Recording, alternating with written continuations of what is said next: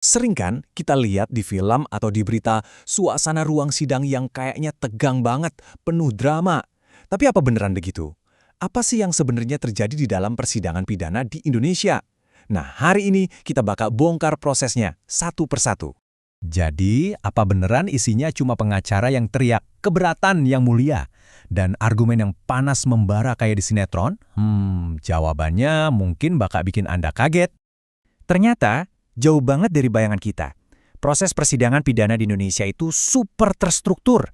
Udah kayak punya peta jalan hukum sendiri, dan ada 8 langkah yang jelas banget. Tujuannya? 1. Mencapai putusan yang seadil-adilnya.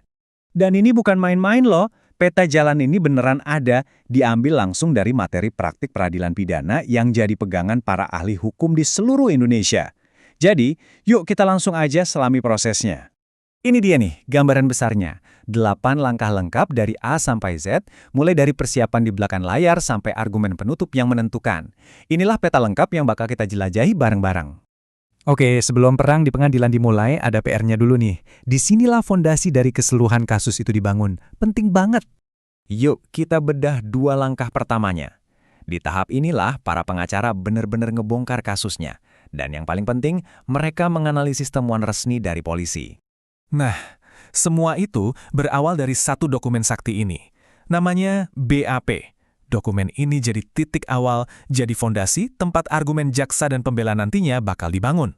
Jadi gampangnya gini deh, BAP itu ibarat buku cerita versi polisi. Semua temuan awal, keterangan saksi, ya semua yang mereka kumpulkan di awal penyelidikan terekam di sini. Jadi paham BAP itu ya kunci buat kedua belah pihak buat nyusun strategi perang mereka. Oke, persiapan selesai. Sekarang kita masuk ke arena utamanya. Pintu ruang sidang resmi dibuka, dan pertarungan argumen hukum pun dimulai. Nah, 3 langkah selanjutnya ini kayak babak pembuka di pengadilan. Ajang adu strategi pertama antara jaksa penuntut umum sama tim pengacara. Jadi siapa yang mulai duluan? Jaksa. Mereka maju dan membacakan sebuah dokumen yang namanya dakwaan. Inilah yang secara resmi ngebuka seluruh proses persidangan. Anggap aja dakwaan itu kayak aturan mainnya persidangan. Dokumen ini yang nentuin jalannya sidang ke depan. Jadi semua bukti, semua saksi itu harus nyambung dan fokus buat ngebuktiin atau justru menyangkal tuduhan yang tertulis di sini.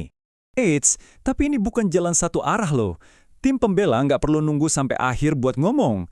Mereka dapat kesempatan di awal banget buat langsung nyerang balik kasusnya secara fundamental. Jadi, penting nih buat dicatat. Eksepsi itu bukan soal klien saya tidak bersalah, tapi lebih ke argumen teknis. Kayak bilang, yang mulia, cara jaksa bikin dakwaan ini ada yang keliru nih, secara hukum. Kalau hakim setuju, wah kasusnya bisa berhenti saat itu juga, bahkan sebelum masuk ke pembuktian. Oke, kita lanjut. Anggaplah kasusnya lolos dari tahap eksepsi. Nah, sekarang kita masuk ke jantungnya persidangan. Klimaksnya, di mana semua bukti dihadirkan dan argumen pamungkas disampaikan. Nah, di 3 tahap terakhir inilah semua drama pengadilan yang sering kita lihat itu terjadi. Saksi dihadirkan, bukti dibeberkan, dan 2 kubu ngasih argumen pamungkas mereka buat meyakinkan hakim. Setelah semua bukti dan saksi dihadirkan, tibalah momen puncaknya. Jaksa dan pembela masing-masing dapat satu kesempatan terakhir buat ngerangkum seluruh kasus dari sudut pandang mereka. Pertama, jaksa dengan requisitoirnya. Ini momen jaksa bilang, oke yang mulia, berdasarkan semua yang telah kita lihat dan dengar, kami yakin terdakwa bersalah, dan inilah hukuman yang kami minta. Nah, disinilah kerennya sistem hukum kita, ada keseimbangan. Buat ngejawab tuntutan jaksa, tim pembela ngeluarin senjata terakhirnya, pledoi. Ini adalah kesempatan emas mereka buat ngebangun cerita tandingan, nunjukin kelemahan argumen jaksa, dan tentunya minta kliennya dibebaskan atau diringankan hukumannya. Oke, kita udah jalan-jalan ngelewatin 8 langkah yang selama ini berlaku. Tapi, justru sekaranglah saat paling penting buat ngerti semua ini. Kenapa? Karena kita lagi ada di tengah-tengah perubahan hukum yang sangat besar. Kenapa jadi penting banget? Jawabannya simpel, karena peta jalan yang tadi kita bahas itu lagi ditulis ulang. Ngertiin strukturnya sekarang itu satu-satunya cara biar kita bisa paham apa aja yang bakal berubah nanti. Dan perubahannya itu bukan kaleng-kaleng ya. Coba lihat ini, ada KUHP baru. Nanti bakal ada KUHP baru juga, ditambah lagi ada surat-surat dari Jaksa Agung dan Mahkamah Agung buat masa transisi.